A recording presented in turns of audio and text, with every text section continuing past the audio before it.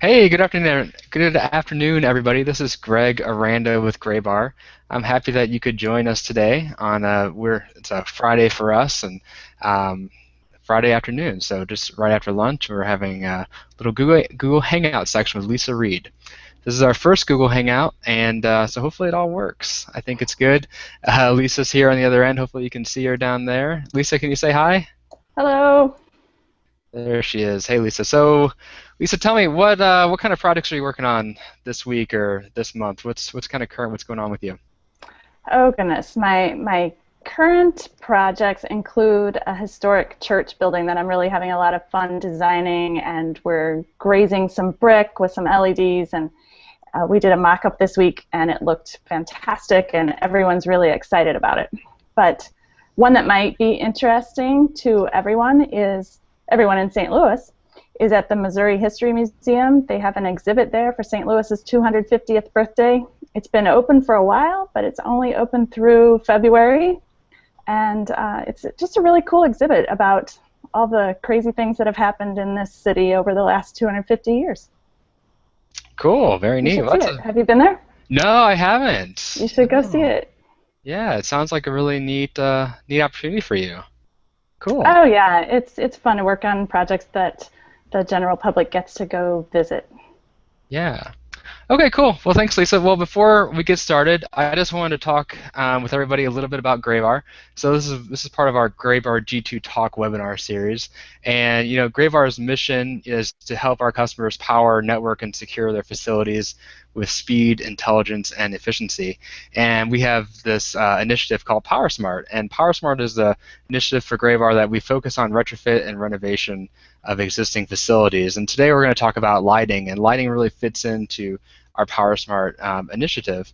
And so I'm really happy to have Lisa Reed again with us, and her presentation called Shedding Light on LED Lighting.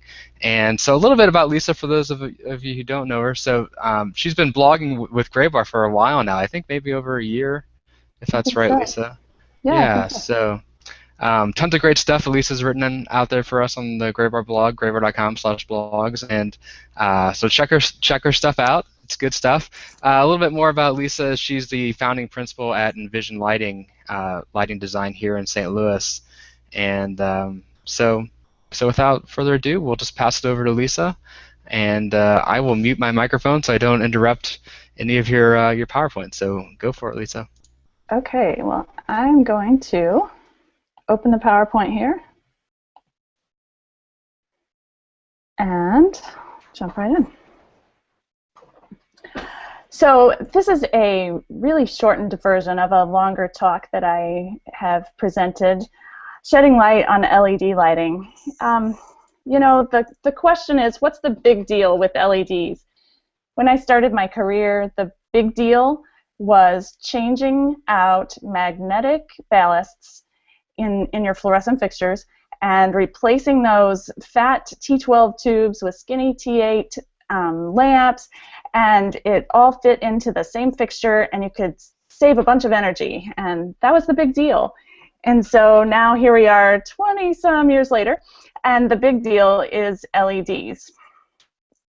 The reason that everyone's really jumped on the LED bandwagon is that they consume less energy than all of our traditional sources, and they last longer than all of our traditional sources. You can see some numbers on the screen there. Those are just kind of averages. You would have to do an exact lamp-to-lamp comparison, but they last roughly 3 times longer than a fluorescent. There are some super fluorescents that last a really long time, but they last way longer than an incandescent. And they consume a little bit less energy than a fluorescent, and they consume way less energy than an incandescent. So that's really why it's become a big deal. That's definitely the sales pitch. But if that means that I'm going to get lower quality products, I'm not buying it. For a few years, everyone seemed to forget about everything else besides energy and longevity. And if I would question them about the glare or about the color or about how poorly it dimmed, the answer I would get was kind of a shrug and a, but yeah, but it's LED. And so, the industry's been really excited about this technology for a long time. But we have had to wait a few years for it to come along in the design areas and in some of the other important realms like glare, like lighting quality issues. And so, the deal is, as a lighting designer, an LED is great as long as it's still a quality lighting product. And so, the question becomes how to decide if it's a quality lighting product or not. And there are definitely some lighting characteristics that we really can't measure, that we really can't put numbers on paper to describe. In this picture, you're looking at a halogen lamp on the left and an LED lamp on the right. And obviously, those two beams of light have very different characteristics. And, I'm sure a mathematician could give us some numbers to describe the differences between those two pictures. But for the rest of us, it just takes your eyeballs, and you have to look at the two products side by side and decide which one best fits your needs. But for the most part, we have this whole series of metrics, measurable, quantifiable aspects of light sources that we can use to determine which one is the best one for our application.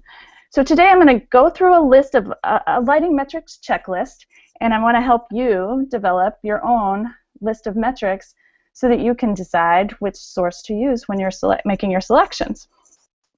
We can use these metrics to compare sources and pick a good LED from all of the bad options that are available to us. I've broken these into 5 categories, and so the first one that you see here on the screen is light energy. These are kind of the basic lighting terms. This is how light behaves when it leaves the source. The first one there, candela, is the light that's leaving in one specific direction. The center beam candle power has been a tough one for LEDs. That's the amount of light that's coming right out of the center of that beam. It's something that halogen did really well, and compact fluorescent never quite caught up. And LEDs, they're getting there, but it's definitely a number that you want to look at if you have a retail application and you're trying to really punch a lot of light on a display or something. The next term is lumen. That's just the total light energy leaving a fixture. And boy, do we hear a lot more about lumens these days than we used to. In the olden days, the amount of light that came from a light source was often described with watts. It's a 60-watt bulb, it's a 100-watt bulb. But the fact is, watts don't describe light. The word for that is lumen, and we need to learn how many lumens we want or need, and so that we can look at the right metric when we're trying to decide whether this light source provides us enough light. There are IES files. IES is the Illuminating Engineering Society, and they provide there is a format that can be used for lighting calculation files, and then they also have reports that are written, but that describe a lot of these light energy metrics, and we can refer to these IES files to decide if one source or another is providing the light where we need it. And then finally, I want to point out in the light energy catalog the bug rating. That stands for backlight, uplight, and glare, and it has completely replaced the cutoff ratings for outdoor lighting. A lot of people for a lot of years have gotten really used to referring to a full cutoff fixture or a semi-cutoff fixture, and those metrics are actually gone, and the bug rating is the one that you need to be using to be the most accurate. It's the only current metric for describing how light comes out of those outdoor fixtures. The next category of metrics is the electrical category, I'll call it. And these are terms that, again, you have to decide if it's important to you, if it's important on your project, if it's important for your application. The first is watts. How many watts does this lamp consume compared to the other one that I would consider? This is how much power it consumes. That's a big issue in a lot of places when we're trying to save energy. Watts is a biggie. Hand in hand is efficacy. How many lumens? Remember, lumens meant brightness. The total brightness coming out of that lamp. How many lumens are we getting for every watt that we're spending? The next term there, efficiency, refers to the total number of lumens that leave a fixture. This metric isn't used so much with LED because the way an LED works, it just isn't measured by itself. The diode is often integral with the whole fixture system, and so there isn't an efficiency factor. We measure the light that comes out of the fixture with an LED, rather than measuring the light that comes out of the lamp and then how much of that light comes out of the fixture. So it's kind of a more streamlined process, and there's only one number there anymore. And then finally, there are questions about power factor. Input voltage is important. You've got to get the right one for your application. Harmonic distortion questions come up on certain projects. And safety tests. You want to make sure that your LED product has passed some independent safety test for the safety of your building occupants. Now this category, cost, it's the one that feels like a lot of people think is the only metric they use to decide which lamp to install. And in fact, a lot of people will use just the initial cost to decide which one to install. So cost is definitely a metric. It's a number, it's measurable, it's quantifiable, and it's worth looking into when we're selecting a light source. I would suggest that lifetime cost is more important than initial cost. This considers the energy that the product consumes, how much maintenance it's going to require, and what it's going to cost over the entire life of the product, rather than just what it costs today at the cash register. And then finally, I put warranty into this category of cost metrics. It's a number that you'll want to look for when you're selecting an LED product.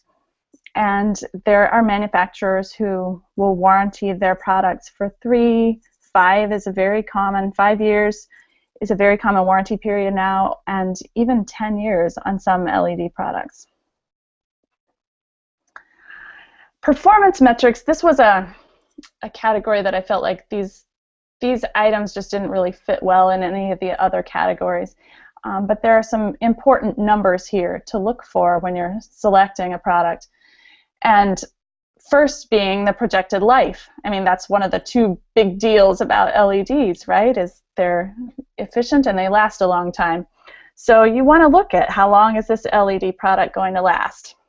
The life is given in hours, and typically you'll see that the life is indicated by L sub 70 equals 50,000 hours, or L sub 70 equals 100,000 hours. With old sources, when we talked about lamp life, what we meant was at the end of this many hours, half of those lamps, light bulbs, will be burnt out, and half of them will still be burning. And so if a fluorescent lamp had a life of 20,000 hours, really what it meant is only half of them in your room would still be working at 20,000 hours. So now how we measure life with LEDs is they don't burn out like old traditional lamps do. And so the way we measure them is as they taper, they begin to burn less brightly. And so the 70 represents 70% of the initial brightness of that source. So when it says L sub 70, all of the lights in your room should still be on, but they'll be 70% as bright as they were on the day that you first installed them. Another thing to watch for in the life category is that sometimes they'll be referred, you'll see the life indicated as L sub 80 equals 60,000 hours, or L sub 90 equals 60,000 hours. Same thing, instead of the lights being 70% as bright after that many hours, they are 80% as bright as they first were, or 90% as bright as they first were. So hopefully that clears that up if anybody didn't understand the new metric for projected life. Something that we really have to watch in LED is dimmability. They are dimmable, but it's more of a compatibility with the dimming system. not every dimmer can dim every LED. And so that's something you'll want to watch out for in a performance metric. And then finally, flicker. This happens a lot of times. When the LED is dimmed, it will begin to flicker. But it's just, sometimes it's imperceptible flicker, sometimes it's enough to give people headaches or cause health problems, and it's definitely something to watch for. Finally, this is my pet category of metrics. It's the appearance of that light. How does that light look? That's what's really important to me, and we're going to go into some depth on these. There's the color temperature of the light, the color rendering index of the light, the spectral power distribution, and then macadam ellipses. Those are the steps. The best way to explain it simply is just the differences in color between two sources. If you ever step into a gymnasium or a big box store and look up at the lights, sometimes some of them look a little pink and some of them look a little blue, and maybe the next one over there looks kind of greenish. And the differences in those colors can actually be defined by macadam ellipses. And then another big LED term that we hear these days is binning. And the way LEDs are made is they're grown and then cut apart, and then they're collected together in bins based on or grouped by matching color, lumen output, and sometimes voltage. So let's look at those first three a little more closely. CCT, correlated color temperature. These metrics that we use, a lot of these metrics that we use, were designed and defined for tungsten sources. And so they don't apply super well to fluorescent or HID and LED sources. So this first one, I don't think you can see that there. If you'll look at the row of, I'm looking to see, oh yes, you can. The band right here describes the color of a light source, the color temperature. Warm colors down here with the low numbers, cool colors up here with the higher numbers, and the whites kind of in the middle. It's like if you heat up a piece of metal, it starts out red hot and then gets white hot, and then when it's really, really hot, it gets blue hot. So that's basically what that means. Well, this strip right here correlates to this curved line right here. That's the back, called the black body locus. And that's the color of a tungsten source as it heats up. Unfortunately, that line doesn't really go through the pink or the green or the purple part of the color spectrum. And so that's why you'll have sources that are maybe 3,000 Kelvin, but some maybe down here at this end of the 3,000 line and kind of pinkish, and others maybe up here and sort of greenish. I don't know if that makes sense, but color temperature is a metric that we have to talk about now that we didn't have to talk about with incandescent. And you have to decide if you want a warm or a cool color. There's so much exciting research about different colors and how they impact health, and that decision about which color you want is becoming more and more interesting.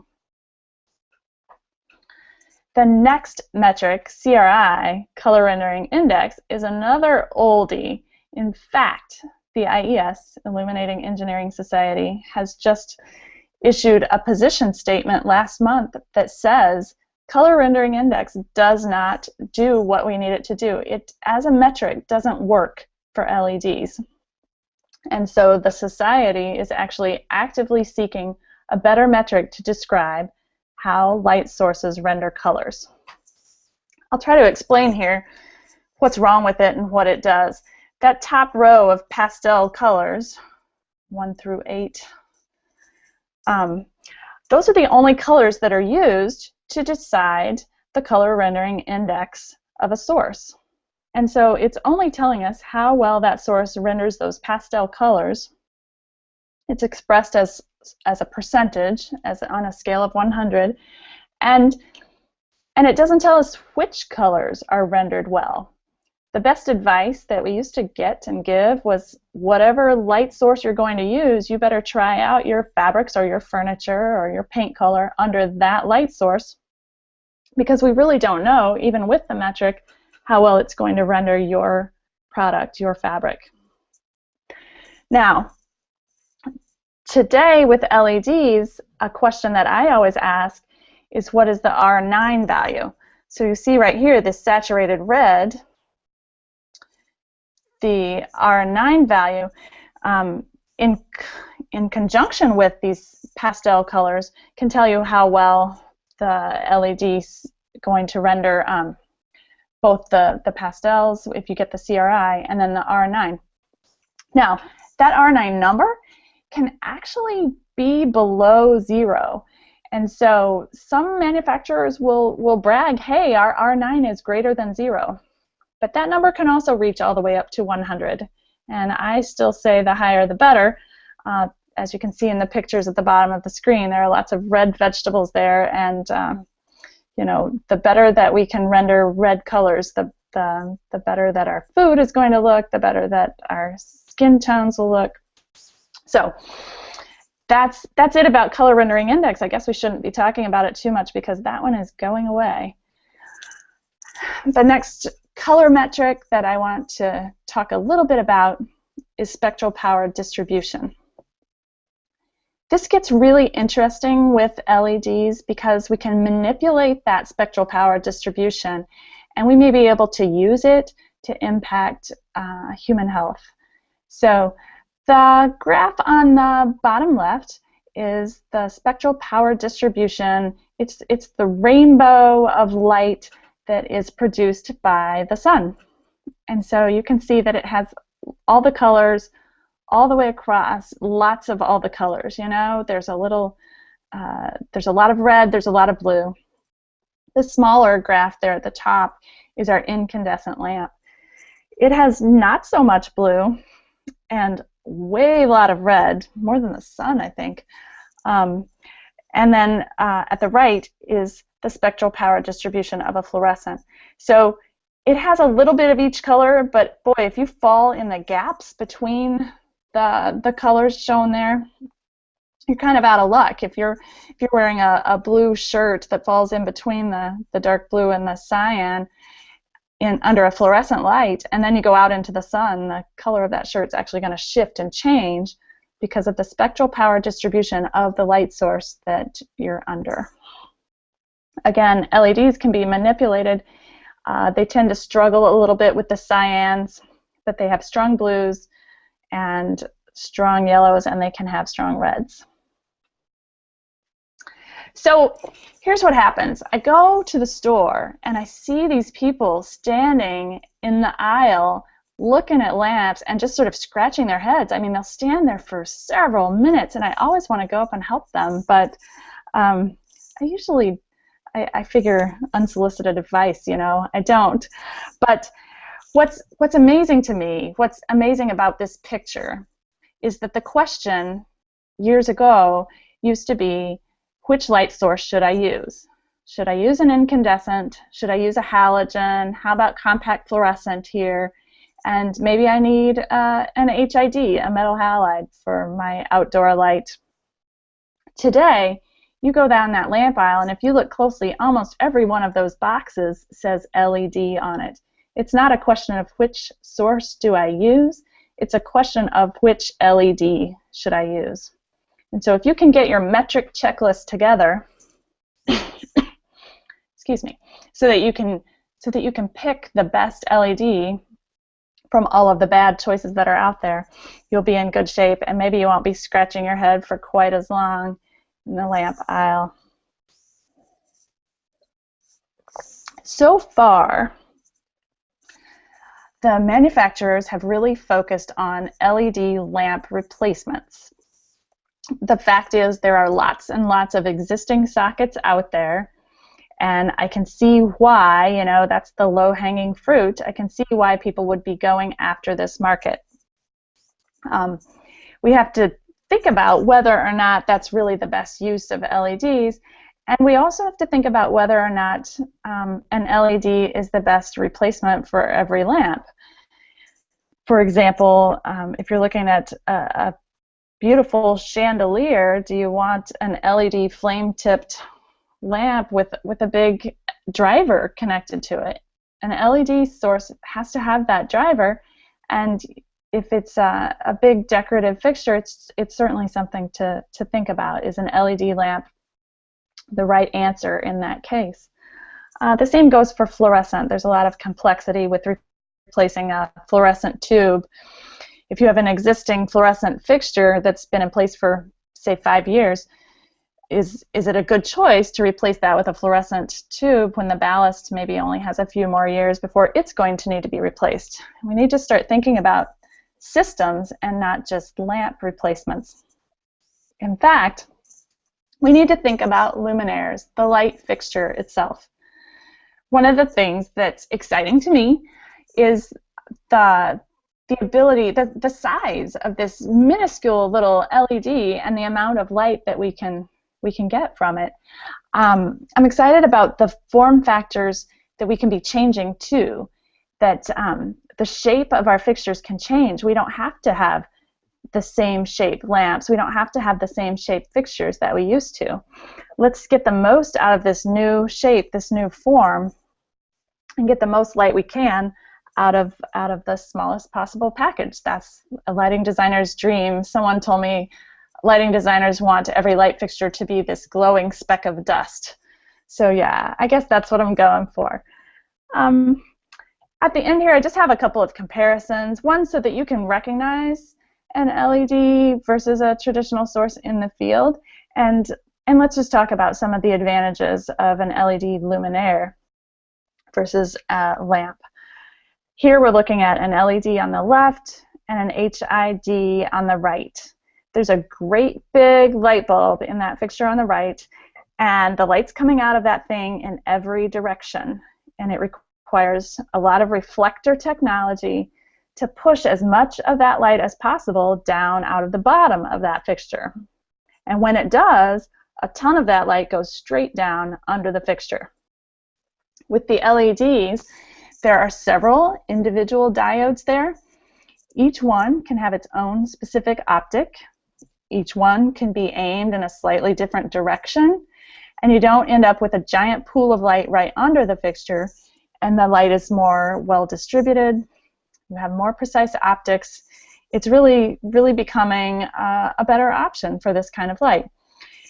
You can see in the numbers at the bottom, it consumes, of course, less power. It weighs less. This can impact your wind loading. There are fewer lumens, which is the amount of light coming out of it, but there's fewer wasted lumens, and so you may be okay with that number. And then you can see a lot longer warranty. Remember, when you're working with outdoor area lights, this is where you want to also look at that backlight, uplight, and glare metric and check those numbers. Another really common form where LED is replacing traditional sources is in the troffer. So we have an LED on the left and a fluorescent on the right. One of the biggest things, like with the other fixtures, is that the LED is much thinner. This can be a savings in the overall building height. Ultimately, you could perhaps reduce floor-to-floor depths on a skyscraper and save some materials. Or maybe it's just the fact that saving some space in what can be a very crowded ceiling plenum is a great thing. But one of the most exciting and interesting things about LED in the troffer market is the controls. Because they are dimmable, we're seeing a lot of daylight harvesting. We can use no energy and turn off those lights when there's plenty of light coming in through the window. Because it's a digital system, these things could be individually controlled with low voltage or wireless controls, so that we can actually, in a big open office, we can turn on and off specific light fixtures over an individual worker's head. People can have individual control of their lights, or if no one's in that particular cubicle, that light over that cubicle can be turned off while the others remain on. It's just a really interesting and exciting time. In addition to the questions about color adjustability and control, it's fascinating and it's exciting, and hopefully I've shed a little light on LEDs. I would challenge you to ask yourself when you're making your list of metrics and considering it, does this matter to me? Does this matter on my project or in this application? So I'll just close, Greg. Let's see. Hopefully this will work. Yep. I will close by saying that it's really cool. While all light sources have pros and cons, what's really cool is that LEDs seem to, their cons seem to be resolvable. So with continued research and development, it could be that the cons of LEDs are going away. Gotcha. So cool. Thanks. That was a great presentation, Lisa. I really enjoyed it. So one thing immediately I was thinking of as you were going through all those technical specs at the very beginning, all the lumens and all of the watts and all that, I'm like, that would be like a great flyer to make, even like for a homeowner myself, like trying to maneuver going through Lowe's or Home Depot or wherever and trying to pick out the right lamp. You know, you're mentioning you're helping those poor people. I'm one of those people, like trying to decide, well, this one has cool packaging. Maybe that's the right one for me. So maybe we need to make a cool flyer or something to help people out. Maybe so. Simplifying this has been the challenge for sure. Yeah, I've also seen those really cool. I don't know if it's Philips that makes those LEDs that turn colors. Have you played with those at all? I have, yeah. It's a lot of fun. The question becomes, is it just a toy or is it something that's really going to be useful or important? And there's early research about color impacting our performance and our health. And so I'm curious to see where that goes. I've heard some say that maybe that market will take hold initially in just sort of the kind of a novelty niche, and we'll see if it goes mainstream. I think it should.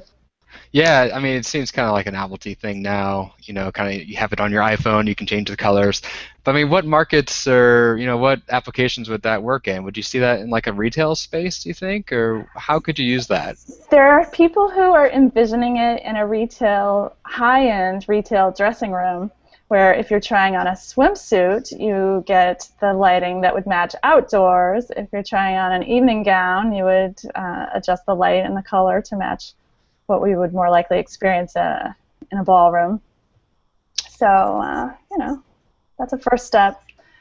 Yeah. I get more excited about, the healthcare potential of it and what that can mean for improving people's health and outcomes, patient outcomes, but Yeah, that makes a lot of sense too. I mean, you think about healthcare facilities and then patient rooms, and I mean, light brings a lot of. I mean, I think there's a lot of research about circadian rhythm, or a lot of research about how light makes people feel and helping their well-being, especially in a healthcare facility. right. That's a good point. Yeah, cool. What about like OLEDs? What do you know? What can you tell us about those? OLEDs. I just went to a class about them. I actually have my little OLED sitting right here, lighting my face. It's probably going to be bright, but Can you see there how thin it is? So Yeah. there is nothing here. It's just this glowing. It's really a soft glowing surface. I feel like it looks glary on the screen, but it's a soft glowing surface versus a tiny LED where there's just this teeny tiny diode with lots of light coming out of it. And OLED is a large. It's the same technology, but it's a sort of a flattened out version of it that glows softly. And so that's it can be flexible. So it could become something that's on a curved surface or something that can move, that can be adjusted physically to in your space, or some people talk about it, maybe replacing shades on a window. So you've got the light coming through the window during the day, but then at night you have your OLED shining just where the daylight would have been. So. Huh, that's interesting. I mean, they're doing OLED TVs and stuff, aren't they? Now, didn't? Yeah, I think they are. I Yeah. don't have one. Well, no, I don't have one either. I think they're pretty expensive, but yeah, the technology's there. I mean, it's really interesting. So getting back to LEDs and lumens, we're not paying attention to watts anymore. We're talking about lumens. And so, how many lumens? How high do the lumens go up these days in LEDs? You know, um, in fixtures, when we talk about how many lumens are coming out of that fixture, there are some outdoor area lights that are as many as 150 lumens per fixture. Now that's a really, really efficient one. Normally we're still seeing, hovering in the high 80s, 90s, and 100 lumens per watt, I should say, lumen per watt fixture.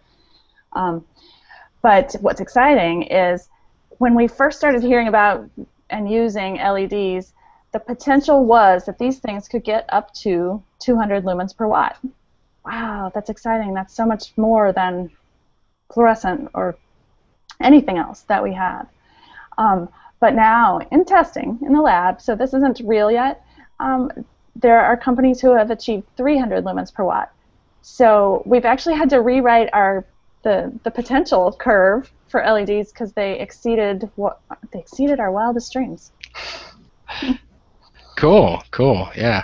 Okay, cool. Well, that's basically all I had for you, Lisa. Did you have anything else that you wanted to wrap up with?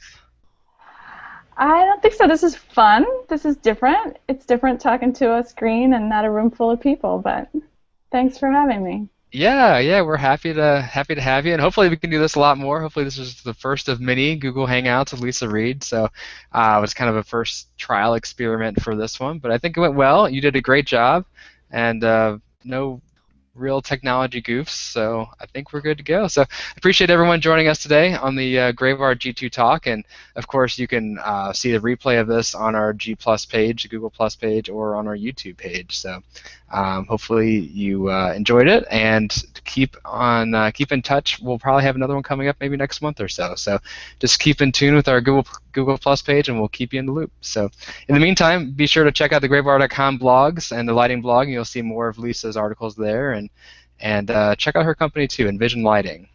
And Lisa, what's your web address? It is envisionlightingdesign.com. There you go. Do a quick Google search for Envision Lighting Design St. Louis. You'll find her lickety split. So once again, thanks Lisa for joining us, and we will see everyone next time. Thanks again. Bye-bye.